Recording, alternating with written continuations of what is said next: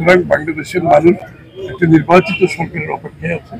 যেই সরকার তাদের দ্বারা নির্বাচিত হবে, যেই সংসদ তাদের দ্বারা নির্বাচিত হবে এবং যারা তাদের কাছে দায়বদ্ধ থাকবে জবাব দিয়ে আগামী অন্তত দিনগুলোতে নির্বাচনগুলো সুষ্ঠু হবে, গ্রহণযোগ্য হবে। বাংলাদেশের মানুষ তাদের ভোটাধিকার প্রয়োগ করতে পারবে, তাদের প্রতিনিধি নির্বাচিত করতে পারবে, তাদের নির্বাচিত সরকার দেখবে। এই নির্বাচিত সরকারের অনুপস্থিতিতে দেশ কি কোন জায়গায় যেতে পারে, কত বেশি ক্ষতিগ্রস্ত হতে পারে সেটা বিগত দিনেও দেখেছি। এখন বর্তমানে একটা অনির্বাচিত সরকার আছে, যদিও বা তারা ওই বিগত স্বৈরাচারের সাথে আমি তুলনা করছি না। অনির্বাচিত সরকার জনগণের ম্যান্ডেট ছাড়া আসলে জনগণের জন্য, জনগণের শক্তি নিয়ে, জনগণের কি বলে জনগণের ম্যান্ডেট নিয়ে যে এই কাজগুলো করা যত সহজ হয় সেটা কোনো অনির্বাচিত সরকার সম্ভব না। সুতরাং বাংলাদেশের মানুষ একটা নির্বাচিত সরকারের অপেক্ষায় আছে।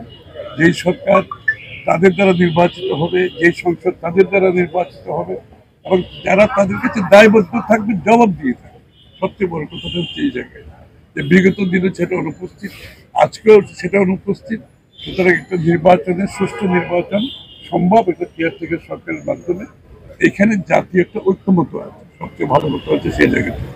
এই ঐক্যমতের মাধ্যমে আমি আগামী গণতন্ত্র বাংলাদেশে আমার মনে একটা নতুন নিজস্ব চিন্তা ভাবনা দর্শন আছে।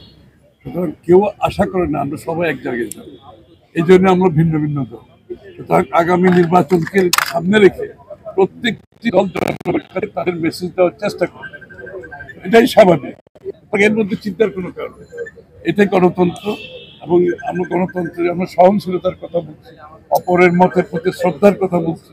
এই সংস্কৃতি পরিবর্তন যদি করে আমরা নতুন সংস্কৃতি সৃষ্টি করতে না পারি, বিগত দিনের যে অপসংস্কৃতি প্রত্যেকটি দল ঠিক করবে তাদের নিজস্ব ব্যাপার, তাই না?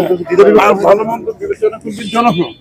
আপনি কি ভালো করছেন না খারাপ করছেন, আপনি কি নীতি নৈতিকতার মধ্যে থেকে রাজনীতি করছেন, রাজনীতি কি বলে রাজনীতিক যে গ্রামের আছে তার মধ্যে থেকে রাজনীতি করছেন নাকি তার বাইরে যাচ্ছে।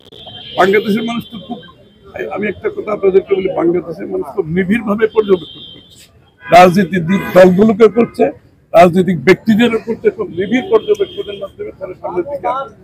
সুতরাং যে সমস্ত রাজনৈতিক দল অরাজনৈতিক, অনৈতিক এবং গণতন্ত্রের গ্রামারের বাইরে গিয়ে কাজ করবে তার দায়িত্ব তাদেরকে নিবে। বিএনপি যতক্ষণ করবে ততক্ষণ সে বিএনপি, তার বাইরে গেলে সে বিএনপি থাকছে না, তাই না? তো সে যে যাবে তার দায়িত্ব সে নেবে, বিএনপির কিছু করার নেই।